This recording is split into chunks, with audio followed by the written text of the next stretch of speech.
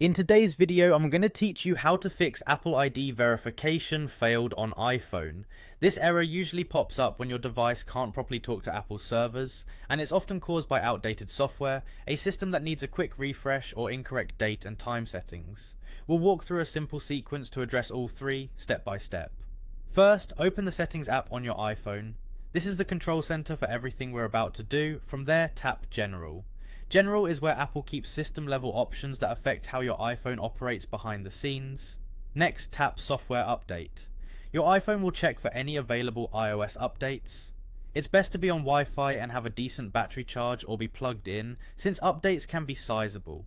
If you see an update available, tap Update Now and follow the prompts. You might be asked to enter your device passcode and accept terms. Let the download complete and the install finish. This can take several minutes. If your iPhone is already up to date, that's fine. Just move on to the next part. After updating, go back to General and scroll down.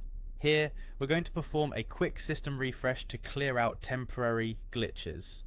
Tap Shutdown. You'll see the power slider. Slide to power off.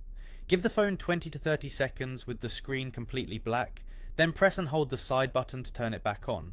This simple restart resets a lot of background processes that can interfere with Apple ID verification. When you're back on the home screen, return to Settings, tap General again, and scroll to Date and Time.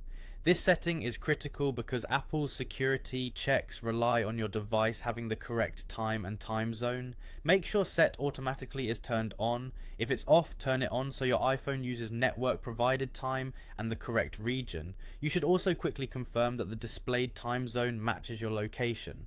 At this point, try your Apple ID action again, whether that's signing in, downloading apps, or updating your settings. With your software current, the system freshly restarted, and the date and time set correctly, most verification issues clear up right away.